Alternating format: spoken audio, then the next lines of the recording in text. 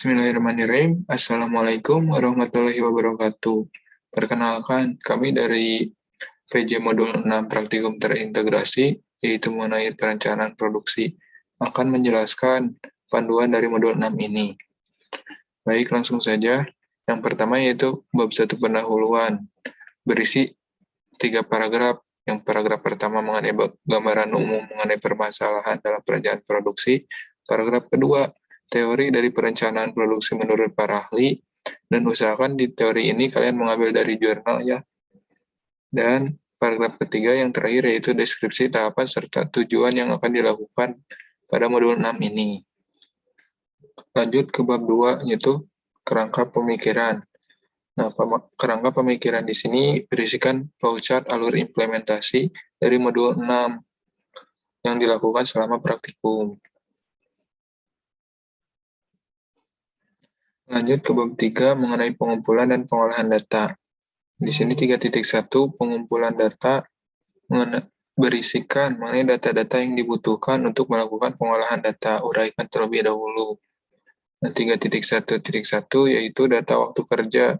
Nah, deskripsi mengenai data waktu kerja dan waktu istirahat dengan jumlah pekerja pada setiap stasiun kerja diasumsikan 1 orang. Sertakan juga tabel dari data hari kerja tersebut. Terus 3.1.2 yaitu waktu baku proses produksi setiap stasiun kerja.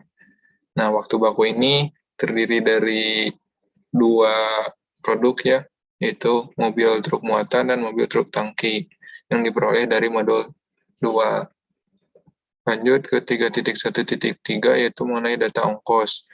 Nah, data ongkos ini memuat data ongkos produksi, data ongkos komponen yang diproduksi, dan data ongkos komponen yang dibeli. Lanjut ke 3.1.4 tentang spesifikasi produk. Nah, di sini kalian mendeskripsikan terlebih dahulu mengenai jenis produk yang akan dilakukan perencanaan produksinya, memuat komponen produk, terus masukkan kembali peta perakitan dari modul 2, dan juga tabel faktor konversi dari modul 5. Terus 3.1.5, data historis penjualan satuan unit agregat. Deskripsikan mengenai data historis penjualan satuan agregat berupa dataset yang diperoleh dari modul 5. Lanjut ke 3.1.6, data prediksi permintaan unit agregat. Nah, deskripsikan mengenai data hasil peramalan terpilih yang diperoleh dari modul 5. Terus 3.1.7, item master file. Nah, deskripsikan item master file yang diterapkan perusahaan. Nanti kalian dapat dataset dari kami. Terus 3.1.8, data routing. Nah, data routing ini menunjukkan data runtime dan setup time, suatu komponen pada stasiun kerja yang diperoleh dari modul 2. Lanjut ke pengolahan data. Nah, uraikan terlebih dahulu data apa saja yang akan dilakukan pengolahannya. 3.2.1, perhitungan kapasitas produksi. Nah, perhitungan kapasitas produksi ini terdiri dari regular time atau RT dan juga overtime atau OT untuk masing-masing stasiun kerja per periode dengan melibatkan hari kerja per bulan dan jam kerja per hari yang dikonversi ke satuan menit. Lanjut ke 3.2.2 mengenai perencanaan agregat atau agregat planning. Nah, di sini agregat planning ini melibatkan status inventory dan perhitungan safety stock. Nah, perencanaan agregat juga digunakan dengan menggunakan metode tabular list cost, serta akhirnya menghitung ongkos total produksi. Lanjut ke 3.2.3, persentase demand masing-masing item. Nah, persentase demand item ini untuk kedua produk ya, produk MTM dan juga MTT. Terus 3.2.4, perhitungan ramalan permintaan masing-masing item. Nah, permintaan masing-masing item juga sama ini untuk kedua produk yang akan diproduksi. Terus ke 3.2.5, penentuan kuantitas famili yang akan diproduksi. Menentukan kuantitas famili yang akan diproduksi pada setiap periodenya. Lanjut ke 3.2.6, penentuan kuantitas item yang akan diproduksi. Nah, kuantitas item yang diproduksi ini untuk kedua produk sama mobil truk muatan dan mobil truk tangki dengan jumlah yang diinginkan. Lanjut ke 3.2.7, perhitungan Rocket Capacity Planning atau RCCP. Nah, di sini melibatkan kapasitas regular time, overtime, serta kapasitas masing-masing stasiun kerja per periode. Lanjut ke 3.2.8, perhitungan material requirement planning atau MRP. Nah, langkah pertamanya itu kalian mencantumkan terlebih dahulu atau membuat BOM ataupun bill of material dari kedua produk, yaitu MTM sama MTT. Dan dilakukan perhitungannya meliputi netting, loading, offsetting, dan exploding. Lanjut ke 3.2.9, rekapitulasi payment order release dan juga schedule receipt. Nah, rekapitulasi order ini diperoleh nanti setelah kalian hasil perhitungan final MRP-nya untuk masing-masing komponen yang mempunyai status produksi. Lanjut, pengolahan data terakhir yaitu perhitungan Capacity Requirement Planning atau CRP. Nah, nanti kalian ini perhitungan kebutuhan kapasitas yang melibatkan kebutuhan kapasitas yang direncanakan dan kapasitas yang dibutuhkan untuk menyelesaikan on order. Nah, bab 4 yaitu masuk ke analisis. Nah, analisis ini terdiri dari 6 subbab. Yang pertama, kapasitas produksi dan perencanaan agregat. Yang kedua, disagregasi. Yang ketiga, RCCP. Yang keempat, MRP. Yang kelima, CRP. Dan yang terakhir, keenam, perbandingan RCCP dan CRP. Nanti kalian analisis dari hasil pengolahan datanya. Bab 5 yaitu kesimpulan. Uraian singkat mengenai hasil dari pelaksanaan praktikum yang ditampilkan dalam bentuk poin. Nah, lampiran dari modul 6 ini terdiri dari 2, yaitu pertama lembar asistensi dan yang kedua tes akhir dari setiap praktikan.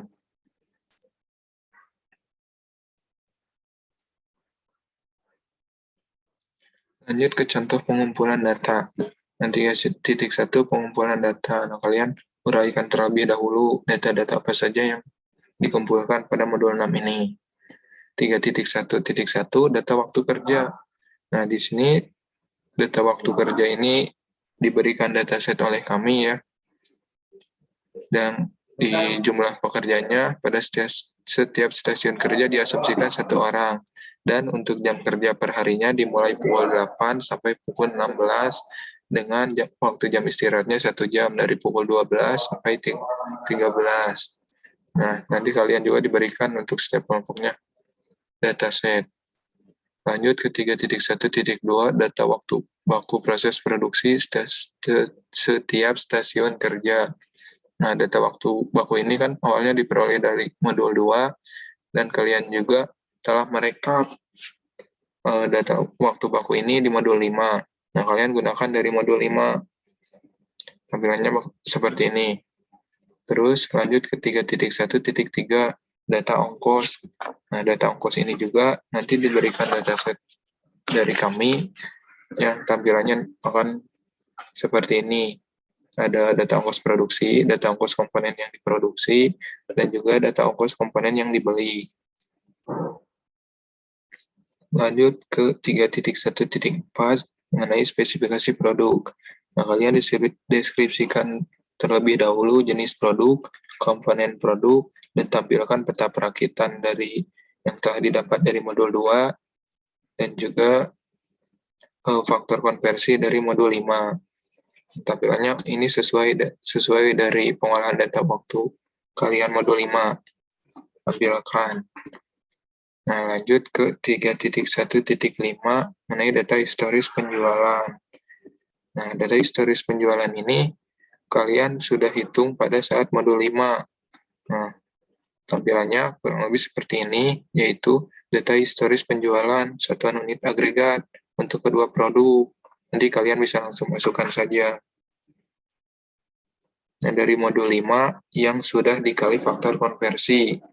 Ini. Lanjut ke 3.1.6, data prediksi permintaan unit agregat. Nah, di sini kalian di hasil dari data historis penjualan ini diagregatin hasil forecast dari modul 5 dalam bentuk tabel. Nah, hasilnya bakalan seperti ini, kalian input saja dari modul 5. Terus 3.1.7 item master file. Nah, item master file ini kita berikan juga karena masuk ke dalam dataset. Jadi kalian bisa input saja, tetapi ada yang perlu diperhatikan mengenai item master file ini. Nah, untuk kolom due date sama on order di sini, kalian nanti akan diisi sendiri setelah perhitungan MRP selesai. Nah, selesai di sini nanti akan membantu kalian untuk perhitungan MRP menggunakan metode yang mana. Nah, untuk di sini yang kosong itu metode yang berbeda setiap kelompoknya nanti akan diberikan oleh asisten. Lanjut ke data routing. Nah, data routing ini menunjukkan data runtime dan juga setup time untuk suatu komponen pada setiap stasiun kerja. Nah, runtime diperoleh dari waktu baku hasil pengamatan modul 2. Nah, data runtime-nya tampilan seperti ini dalam satuan menit. Dan lakukan perhitungan untuk seluruh SK. Nah, untuk setup time ini, di sini kita berikan dataset dari kami. Jadi kalian tinggal input saja.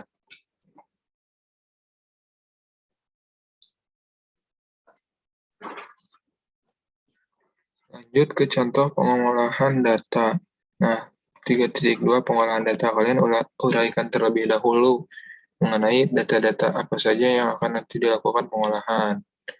Nah, masuk ke 3.2.1 perhitungan kapasitas produksi. Pertama yaitu perhitungan kapasitas regular time untuk masing-masing stasiun kerja. Nah, perhitungannya dapat menggunakan rumus ini. Hari kerja per bulan dikali jumlah kerja per hari dikali 60. 60 di sini yaitu dalam satuan menit. Nah, contohnya itu pada periode ke-13. Di sini hari kerjanya 26 dilihat dari data waktu kerja 3.11.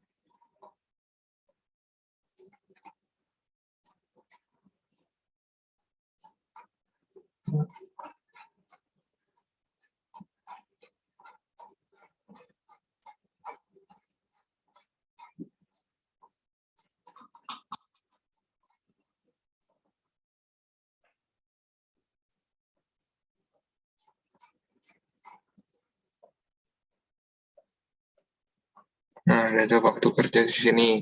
Data waktu kerja hari kerja per bulan 26, yaitu pada periode ke-13 26, dikali 7 jumlah jam kerja per harinya, yaitu 7 hari, 7 jam kerja setiap harinya, dikali 60 dalam satuan menit, sehingga menghasilkan 10.920 menit. Nanti kalian lakukan perhitungan untuk seluruh periode sampai periode 24. Nah, untuk contoh perhitungan di laporan kalian, boleh nanti ditanyakan kepada asisten terkait yang dilampirkan pada periode berapa. Nah, lanjut ke perhitungan kapasitas dari SK1 dengan rumus kapasitas RT regular time periode ke N per waktu baku. Nah, di sini periode ke-13 contohnya 10.920 dibagi waktu baku dari faktor konversi yang memiliki faktor konversi 1, yaitu kan produk di sini yang memiliki faktor konversi satunya yaitu produk MTM. Nah, faktor konversi 1 pada SK1-nya. Nah, 20,30 menit. Jadi kapasitas periode ke-13 per SK1-nya yaitu SK pengukuran waktu bakunya 20,30. Hasilnya 538 unit. Nah, nanti kalian rekap untuk seluruh perhitungan kapasitas RT semua SK. Nah, tampilan rekapitulasinya akan seperti ini. Nah, waktu bakunya, ingat pakai faktor konversi yang memiliki nilai atau waktu baku yang memiliki nilai terbesar sama dengan faktor konversi 1 itu, artinya produk. Nah, terus kalian tandai SK mana yang memiliki kapasitas terkecil. Nah, di sini SK5 yang memiliki kapasitas terkecil. Masukkan ke kolom yang paling bawah, input sama kalian. Nah, tandai terlebih dahulu. Setelah tandai, yaitu lanjut ke perhitungan kapasitas overtime untuk stasiun kerja dengan kapasitas regular time terkecil. Nah, karena di sini contohnya yaitu SK5, jadi dilakukan perhitungan untuk overtime pada SK5. Nah, 30% di sini kebijakan dari perusahaan. Kalian bisa samakan saja untuk 30%-nya. Kita asumsikan perusahaannya sama. Nah, kalian tinggal mengalihkan saja dari kapasitas terkecilnya untuk setiap periode. Nah, contohnya ini pada periode ke-13, 30% dikali 515,48. Sehingga hasilnya 154,64. Di sini. Nanti kalian rekap untuk semua periode sampai periode 24. Lanjut ke perencanaan agregat atau agregat planning. Nah, perencanaan agregat ini kalian menghitung persediaan dengan rumus berikut. On-hand MTM dikali faktor konversi MTM ditambah on-hand MTT dikali faktor konversi MTT dikurangi safety stock MTM dikali faktor konversi MTM ditambah safety stock mobil truk tangki atau MTT dikali faktor konversi MTT. Nah, on-hand di sini diperoleh dari data item master file yang kalian sudah dapat. Diperoleh dari sini. Subbab 3.1.7. Kalian dapat. Nah, di sini data item master file. Nah, on-hand mobil truk muatan yaitu sebesar 80. Nah, di sini masuk 80. Untuk faktor konversi dari mobil truk muatannya, yaitu kan sama dengan 1, ya kali 1. Dan untuk on-hand dari MTT, yaitu sebesar 60. Di sini nah, tinggal kali sama faktor konversinya. Faktor konversinya di sini 0,9. Dikurangi safety stock MTM. Safety stocknya di sini pinggir. Safety stock. Nah, kalian bisa gunakan ini, safety stock-nya. MTM kan sebesar 10, 10 dikali faktor konversinya 1 ditambah safety stock MTT yaitu 30, di sini 30 dikali faktor konversinya 0,9, sehingga hasilnya 97,08. Nah, untuk selanjutnya yaitu ke metode tabular least cost. Nah, sebetulnya metode tabular least cost ini kalian sudah pelajari di mata kuliah Operational Research atau OR. Nah, hasil perhitungan dari persediaan di sini, kalian input di persediaan di sini. Pertama, nah, di sini untuk RT adalah ongkos dari regular time. Kalian dapat dari dataset juga untuk ongkos. Ongkos yang diperoleh.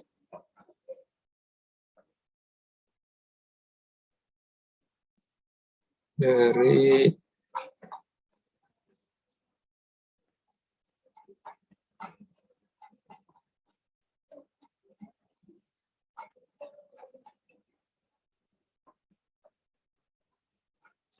ongkosnya itu dari sini. Untuk regular time, gunakan ingat untuk produk faktor konversi yang sama dengan 1. Nah, di sini mobil truk muatan, karena di sini faktor konversinya 1. Nah, 11.000 pada periode ke-13. Nah, dari setiap periodenya, dari 13, 14, 15, itu mengalami kenaikan. Karena ada ongkos simpan. ongkos simpannya berapa. Nah, di sini ongkos simpan dari mobil truk muatan itu sebesar 6.000. Ongkos simpan 6.000. Jadi, periode ke-1, 11.000 di sini awal, ditambah ongkos simpan 6.000. Sehingga jadi 17.000. Begitupun seterusnya sampai periode terakhir, yaitu periode 24. Nah, untuk ongkos RT. Untuk ongkos OT juga sama. Di sini overtime, yaitu ongkosnya awalnya kan 13.000. Nah, 13.000. Untuk periode selanjutnya, yaitu 14, ada ongkos simpan juga sebesar sama 6.000. Jadi kalian tinggal tambah-tambahkan saja untuk sampai ke periode 24. Nah, untuk ongkos subkontrak juga ada di sini 20.000. Nah, subkontraknya di sini sama setiap periodenya dari periode 13 sampai periode 24. Dan tinggal input saja. Nah, begitupun untuk persediaan dari periode 14 untuk RT, OT, sama SC-nya. Kalian bisa lanjutkan saja. Nah, untuk IC ini, atau yang disebut idle capacity, ataupun kapasitas tidak terpakai. Nah, hasilnya di sini. Untuk persediaan di sini, kalian input saja langsung ke sini. Nah, untuk perhitungan IC ini atau idle capacity ini, yaitu perhitungan dari AC 515,48 dikurangi ini. Yang pertama 241,01 sehingga hasilnya 271,55.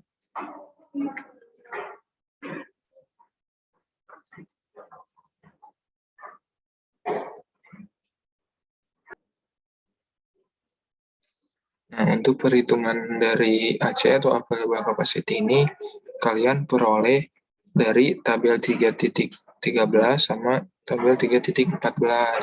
Sini di sini untuk available capacity atau kapasitas tersedianya untuk regular time yaitu sebesar 515,48. Kalian tinggal input saja. Dan untuk kapasitas tersedia dari overtime yaitu peroleh dari tabel 314, yaitu pada SK yang setelah melakukan perhitungan OT. Nah, kalian tinggal input saja untuk periode 13 berapa, yaitu 154,64.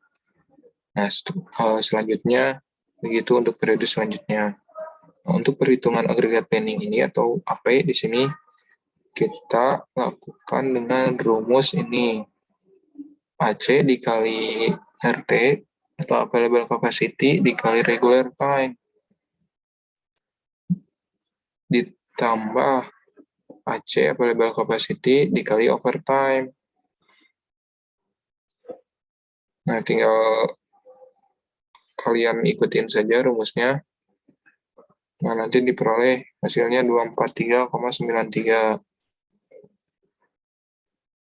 Nah, untuk setelah mendapat perhitungan dari AP, kalian rekap seperti pada tabel berikut untuk semua periode. Nah, lakukan rekapannya. Nah, setelah melakukan perekapan untuk AP, lakukan perhitungan untuk total ongkos produksi. Nah, total ongkos produksi di sini didapat dengan cara ongkos produksi ditambah ongkos idle capacity atau IC ditambah ongkos persediaan. Nah, ongkos produksinya itu kan terdiri dari 3, RT, OT, sama SC. Nah, kalian 243,93 diperoleh dari sini agregat planning 243,93 dikali ongkosnya berapa? Ongkos produksi yang pada periode ke-13 yaitu kan sebesar 13.000. Nah, di sini 11.000. Peroleh dari 11.000. Nah, untuk ongkos produksi overtime-nya, kan karena tidak ada, sini dikalikan 13.000 ongkosnya 0, dan juga SC juga sama 0. Nah, ongkos idle capacity-nya di sini 271,55 dikali 3.500 sama dengan 950,423.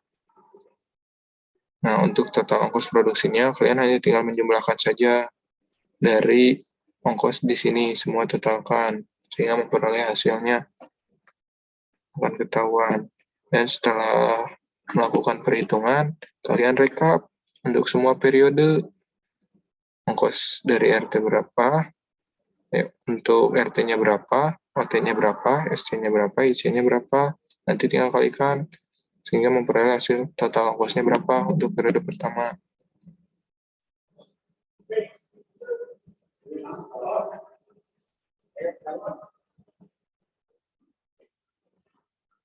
Setelah kalian mengetahui total ongkos dari setiap periodenya, berapa kalian jumlahkan, sehingga memperoleh total ongkos produksi. Nah, lakukan perhitungan untuk seluruh periode. Tapi untuk contoh perhitungan, periode yang berapa nanti kalian bisa tanyakan pada asisten terkait. Lanjut ke 3.2.3, persentase demand masing-masing item. Nah, persentase demand masing-masing item ini kalian peroleh dari sebab 1.5, yaitu data historis penjualan pada pengumpulan data. Itu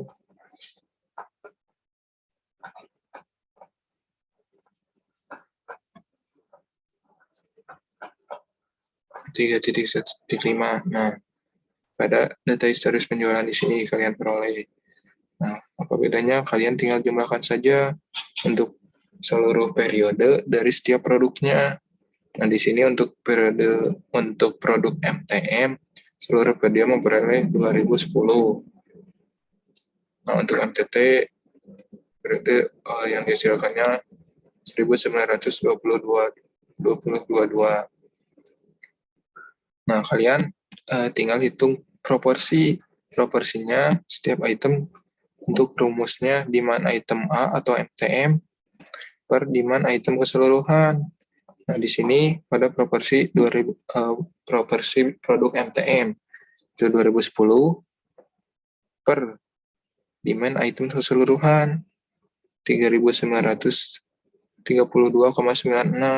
dikali 100%, sehingga menghasilkan proporsinya yaitu sebesar 51,11%. Begitupun pada produk MTT.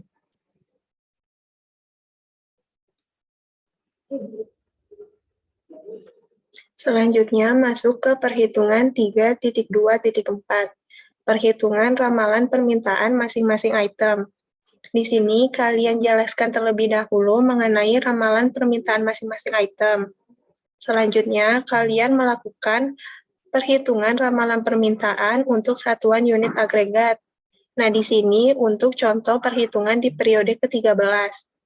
Nah, untuk rumus ramalan permintaan ini, persen proporsi dikali ramalan permintaan agregat. Persen proporsi ini didapat dari perhitungan sebelumnya di subbab 3.2.3. Nih yang ini. Proporsi MTM-nya dapat 51,11%, kalau proporsi MTT-nya dapat 48,89%. Nah, sedangkan untuk ramalan permintaan agregat, ini didapat dari tabel 3.8. Di sini, di subbab 3.1.6. Nah, masuk ke contoh perhitungannya. Untuk ramalan permintaan MTM di periode ke-13, kita masukin persen proporsi MTM-nya 51,11% dikali ramalan permintaan agregat untuk periode ke-13. Yang ini 341,01. Dapat hasilnya 174,78. Nah, ini kalian hitung juga untuk mobil truk tangki, dihitung sampai ke periode 12.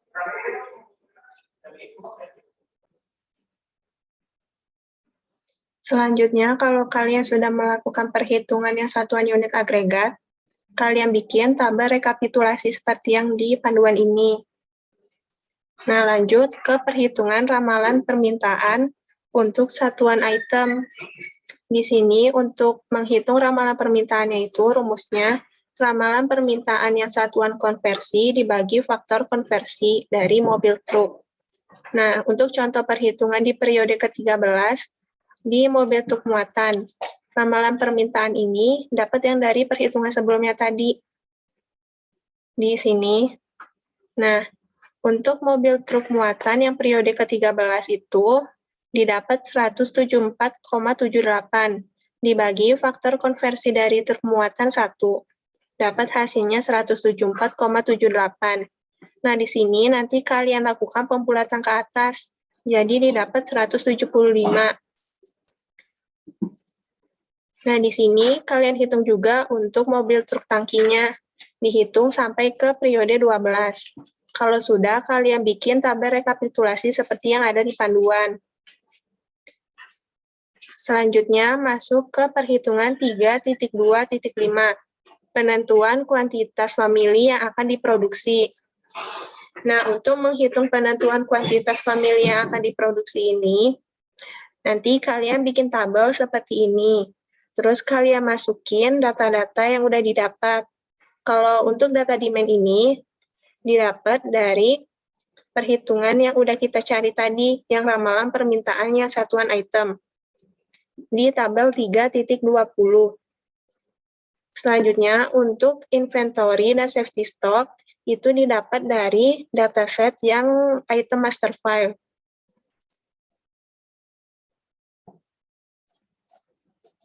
Nah, di sini, inventory itu sama dengan on hand kalau di item master file-nya.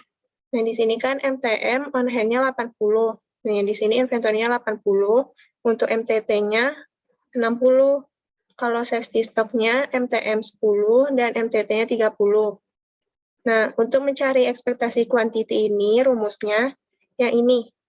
Q sama dengan I dikurang D. Jadi rumusnya itu inventory dikurangi demand.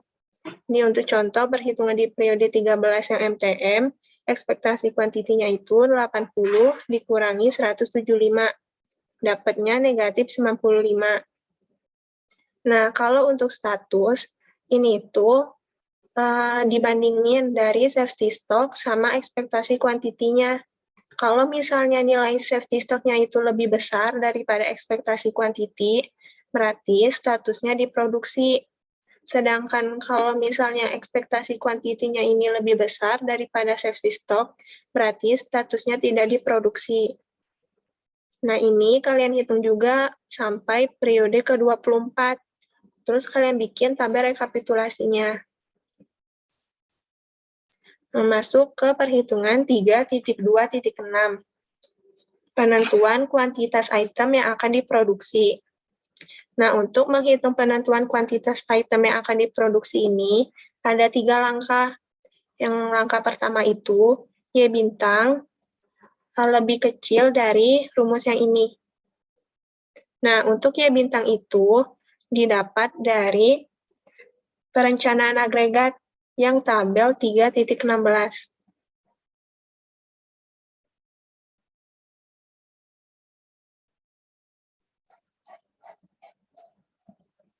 Di tabel yang ini. Tabel ini Y bintang. Nah, kita masuk ke contoh perhitungan yang langkah 1. Nih. Ini kan Y bintangnya untuk periode ke-13 243,93. Lebih kecil atau sama dengan, nah, 1 ini faktor konversi dari MTM. Terus kalian masukin juga demand dari MTM-nya 175, ditambahin dari safety stock-nya 10, dikurang inventory-nya 80. Untuk melihat data ini, kalian bisa pergi ke tabel yang di sini, tabel 3.21, yang penentuan famili yang akan diproduksi. Nah, ini kan demand-nya 175, ditambahi safety stocknya 10, dikurangi inventorinya 80. Nah, ini untuk mobil truk muatan. Kalian tambahin juga buat mobil truk tangkinya. Nah, ini faktor konversi mobil truk tangki dikali demand mobil truk tangkinya 186, ditambahin safety stock dari truk tangki 30, dikurangin inventory truk tangkinya 60. Didapat hasilnya 245,84.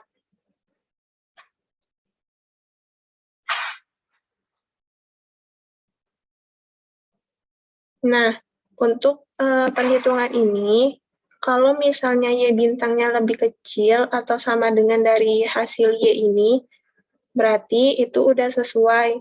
Tapi kalau misalnya Y bintang ini lebih besar daripada Y ini, berarti nanti itu N-nya kita tambah, jadi N-nya itu sama dengan 2. Terus di demand-nya juga kalian tambah untuk periode ke-14. Lanjut ke langkah kedua. Langkah kedua ini selisih antara perencanaan agregat dengan hasil perhitungan. Jadi rumusnya itu Y dikurangi Y bintang. Nih, tinggal kalian masukin aja, Y-nya 245 dikurangi 84, 245,84 dikurangi sama Y bintangnya 243,93. Nah, lanjut ke perhitungan di langkah ketiga. Di sini kalian menghitung jumlah masing-masing item yang akan diproduksi. Nah, untuk rumusnya itu bisa kalian lihat di sini. Nah, kita coba untuk menghitung yang MTM di periode ke-13. Kita masukin demand di periode ke-13 itu 175, ditambahin safety stock MTM di periode ke-13 itu 10, dikurangin inventory MTM di periode 13 itu 80. Lalu kita masukin E yang kita dapat dari langkah kedua. Hasilnya 1, dikali demand di periode ke-13 MTM-nya 175, dibagi K-nya faktor konversi dari MTM dikali demand MTM. Nah, ini kita tambah juga buat yang truk tangki.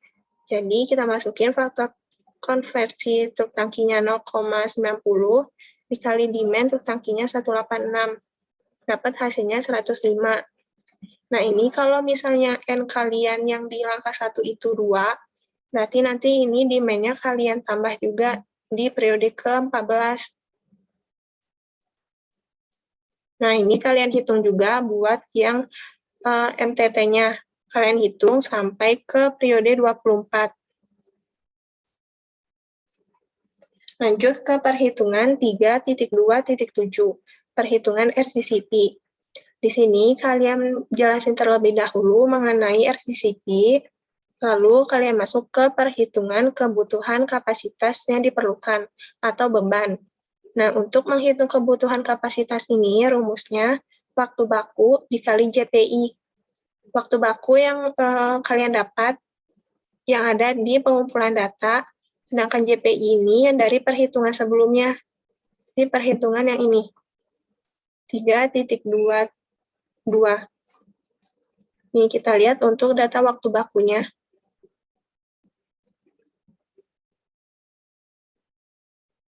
Nih. Ini untuk contoh perhitungan di periode ke-13 di SK1. Kita masukin waktu baku MTM dikali JPI MTM periode 13 dijumlah dengan waktu baku MTT dikali JPI MTT periode 13. Kita masukin waktu baku MTM untuk SK1-nya 20,30 dikali JPI MTM periode ke-13. Kita lihat di sini. JPI MTM periode 13, 105. Ini kita jumlah. Waktu baku MTT di SK1-nya 9,43 dikali dengan JPI MTT periode 13-nya 155. Didapat hasilnya 3.602 menit. Nah, ini kalian bikin tabel rekapitulasi kebutuhan kapasitas yang diperlukan untuk seluruh periode pada setiap SK. Nanti kalian bikin tabel rekapitulasi seperti yang ada di panduan ini. Nah, lanjut ke perhitungan kapasitas tersedia.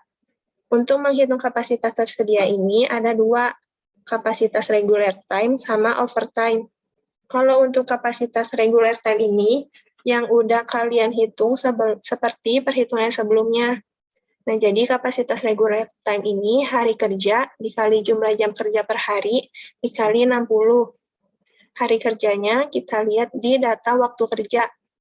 Nih, untuk periode ke-13, hari kerjanya 26, dikali jumlah jam kerjanya itu 7 jam, dikali 60. Dapat hasilnya 10.920 menit. Nah, kita hitung juga untuk overtime di periode ke-13-nya. Nah, untuk menghitung overtime ini, dia 30% dari kapasitas regular time. Jadi, 30% dikali 10.920 menit. Didapat 3.276 menit. Nah, nanti kalian hitung juga buat periode selanjutnya sampai ke periode 24. Kalian bikin tabel rekapitulasi seperti ini. Kalau misalnya kalian sudah menghitung perhitungan kapasitas tersedia sama kapasitas yang dibutuhkan, kalian bikin grafik nih untuk grafiknya. Nah, yang ini itu kebutuhan kapasitas yang di bawah sini. Sedangkan kalau yang ini dia regular time. Selanjutnya kalau yang ini dia regular time ditambah sama overtime. Kalau misalnya kalian sudah bikin grafik ini, kalian beri kesimpulan dari grafik RCCP ini. Selanjutnya, setelah membuat grafik RCCP dan memberikan kesimpulannya, lanjut ke perhitungan Material Requirement Planning atau MRP. Di sini seperti biasa, masukkan dulu prolognya. Setelah itu, buat Bill of Material untuk kedua produk, yaitu produk MTM dan MTT. Jadi, di sini kalian masukin BOM dari MTM dan BOM dari MTT-nya. Setelah buat BOM, kemudian lanjut ke perhitungan MRP-nya. Nah, perhitungannya itu dimulai dari level 0, level 1, level 2, dan sampai level 3, secara berurutan. Ini ada contoh untuk perhitungan MRP level 0. Di sini ada itemnya itu mobil truk muatan, metodenya load for load. Metode ini diperoleh dari item master file. Nah, yang ini. Di sini ada MTM, levelnya 0, load size-nya load for load. Jadi nanti kalian hitung MRP-nya pakai metode load for load seperti ini. Nanti kalian cantumkan tabel perhitungannya mulai dari tabel netting, loading, offsetting, dan exploding. Nah, di sini ada tahap exploding. Tahap exploding ini tuh tujuannya untuk mengetahui GR atau kebutuhan kotor komponen yang akan dihitung di level selanjutnya. Di sini contohnya komponen yang akan dihitung selanjutnya itu BDMTM di level 1. Ini salah, level 1 harusnya. Nah, GR ini tuh diperoleh dari POR-nya MTM yang ini. Jadi dimasukin. Nanti kalian juga cantumkan exploding yang ada. Contohnya ini kayak exploding mobil truk muatan untuk bagian depan mobil truk muatan. Sama juga untuk mobil truk tangkinya dibuat seperti ini. Setelah itu, hitung total ongkosnya. Yang dihitung dari penjumlahan ongkos simpan, ongkos pesan, dan ongkos pembelian. Nah, ongkos simpan ini 120 dari jumlah POH. Berapa yang disimpan dari periode 13 sampai periode 24. Dijumlahkan, hasilnya 120 unit dikali ongkos simpannya. Ongkos simpan ada di dataset yang ini. Ongkos simpan MTM yaitu 6.000 per unit. Jadi dikalikan 6.000 ditambah ongkos pesan. Nah, ini dilihat dari berapa kali dilakukan pemesanan dari periode 13 sampai periode 24. Ada 11 kali pemesanan, dikali 1 kali pesannya berapa? Ada di dataset juga, yaitu ongkos pesannya 780.000 dikalikan, kemudian ditambah ongkos pembelian. Ini tuh jumlah unit yang dibeli. Ditotalkan, hasilnya 1.895 dikali harga per unitnya berapa. Di sini MTM harganya 78.000. Jadi dikali 78.000. Kemudian ditotalkan. Nah, total ongkos MTM ini adalah sebesar 157.110.000. Nah, kalian hitung juga MRP dari level 0 MTT dengan metode lot for lot sesuai dengan item master file yang ada di sini, lot for lot untuk MTT. Dan juga hitung total ongkosnya. Setelah MRP level 0 selesai dihitung, lanjut ke perhitungan MRP level 1. Nah, di level 1 ini, metode yang digunakan itu beda-beda tiap per komponennya. Nah, metodenya ini akan diberikan oleh asisten masing-masing. Nanti kalian hitung juga sesuai ketentuannya, dan cantumkan tabel perhitungannya seperti yang ada di level 0. Namun, khusus level 1, kalian cukup cantumkan tabel perhitungan netting, loading, dan offsetting-nya. Nggak usah tabel exploding. Setelah perhitungan MRP, jangan lupa juga hitung total ongkosnya. Sama seperti yang di level sebelumnya. Nah, ini contoh perhitungan MRP dengan metode yang berbeda-beda. Untuk komponen yang berbeda juga. Seperti ini.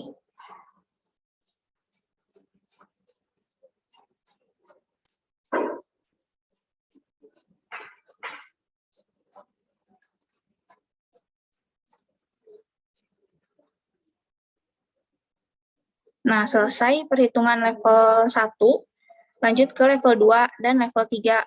Nah, perhitungan level 2 dan level 3 ini metodenya dilihat dari item master file lagi. Ada di sini level 2 ini metodenya pakai lot for lot. Sementara level 3 ini pakai metode yang kuantitas lot size-nya. Ada 200, 50, 100. Lihat dari item master file. Setelah melakukan perhitungan MRP, untuk semua komponen yang ada di level 0 sampai level 3, lanjut ke rekapitulasi POR atau Plan Order Release dan SR atau Scheduled Receipt.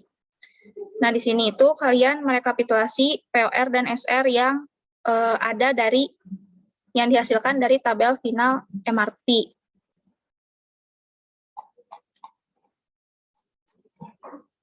Contohnya ini.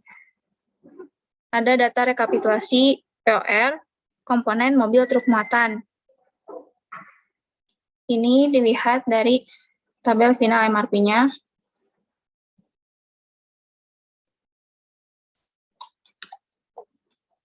Nah, yang ini. Ini ada MTM. Lihat POR-nya, karena ini mau rekapitulasi POR dulu, lihat POR-nya. Ada di periode 13, 167. Jadi, kalian isi POR ini dari POR hasil perhitungan MRP kalian. Masukin untuk semua komponen di setiap periodenya. Sama juga untuk rekapitulasi SR-nya, kalian dapat dari hasil MRP juga. Di sini ada SR-nya MTM itu 200 di periode 13. Jadi masukin di periode 13 ada 200. Sama isi juga SR di seluruh komponen dan di tiap periodenya. Setelah rekapitulasi POR dan SR selesai, kalian lengkapi juga item master file-nya yang udah dikumpulin, yang ada di pengumpulan data. Nah, ini kan masih bolong-bolong, nanti kalian lengkapi. Kayak gini misalnya, due date periode bulan, ini tuh dari SR. Lihat yang MTM contohnya. MTM itu di sini ada pemesanan di periode 13 sebesar 200. Berarti kalian isi di due date-nya di periode berapa pemesanannya ada periode 13, isi periode 13 due date-nya. On order-nya diambil dari berapa unit pemesanannya. Di sini MTM itu 200. Jadi isi on order untuk MTM itu 200. Lakukan hal yang sama untuk seluruh komponen. Jangan lupa isi juga load size yang dipakai apa. Seperti ini, level 0 pakai load size-nya overload. Isi yang level 1-nya juga. Setelah item master file selesai, lanjut ke perhitungan CRP atau Capacity Requirement Planning. Di sini sama isi prolog juga mengenai penjelasan singkat CRP dan data apa aja yang dibutuhin untuk menghitung CRP. Perhitungan CRP ini ada beberapa tahap. Yang tahap pertama itu menghitung matriks runtime. Di sini matriks runtime itu dihitung dengan mengalihkan runtime yang ada di tabel data routing yang ini dikalikan dengan POR masing-masing komponen yang ada di data rekapitulasi POR.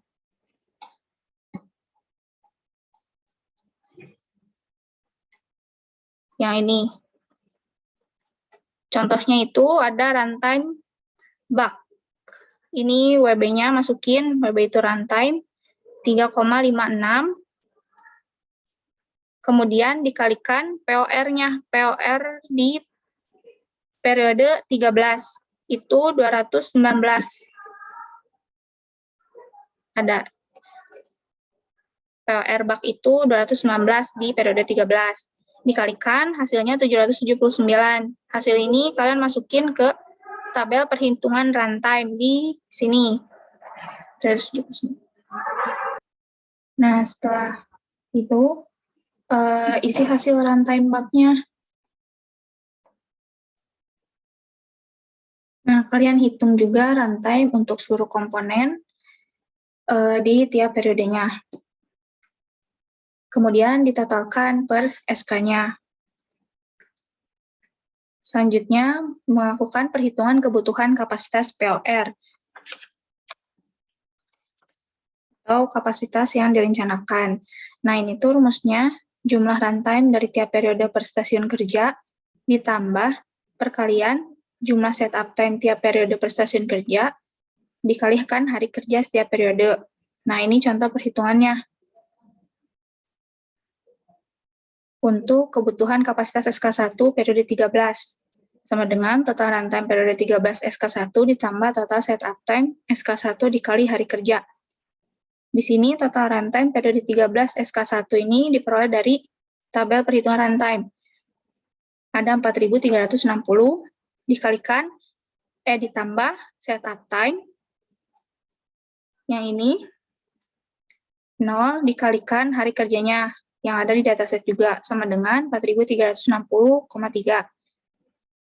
Nah, nanti direkapitulasi, kalian hitung kebutuhan kapasitas yang direncanakan atau POR-nya ini dari tiap stasiun kerja, dari mulai periode 13 sampai periode 24.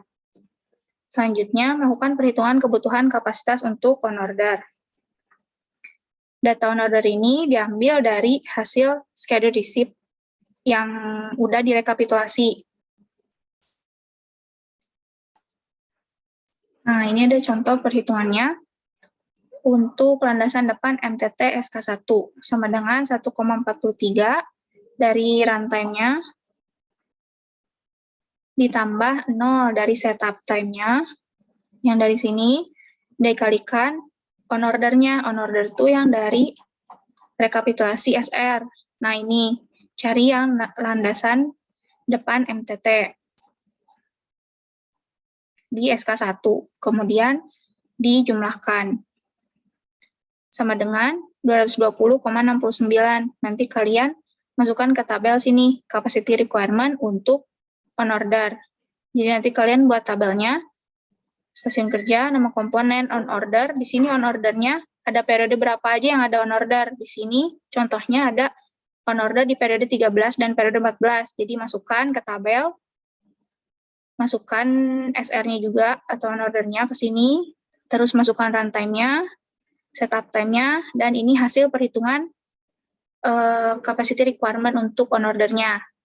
Nanti kalian totalkan per stasiun kerjanya, seperti ini.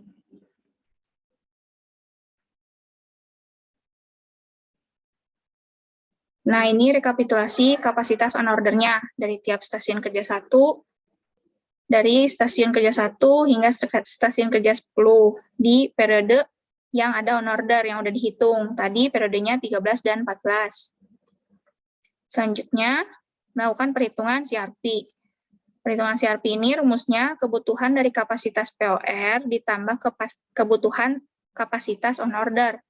Contohnya, kapasitas SK1 periode 13. Ini dilihat dari kebutuhan kapasitas POR-nya.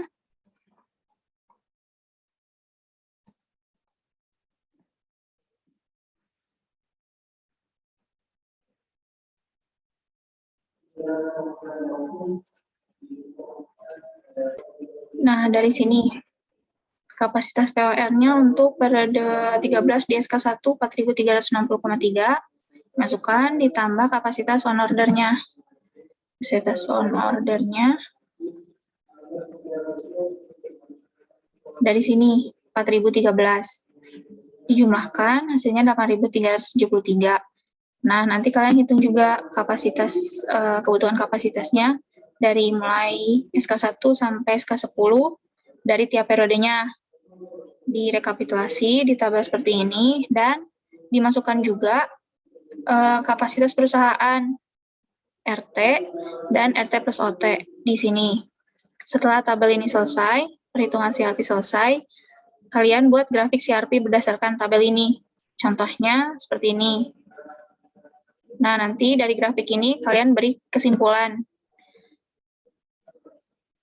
Hasil dari grafik CRP ini bagaimana?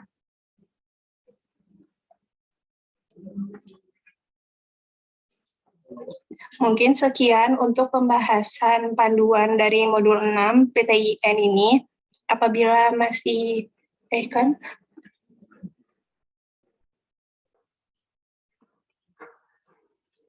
mohon maaf apabila masih banyak kekurangan, dan apabila nanti masih ada yang belum kalian mengerti, dapat kalian tanyakan sewaktu praktikum atau ke asisten terkait. Saya akhiri, wabillahi taufiq wa hidayah, wassalamualaikum warahmatullahi wabarakatuh.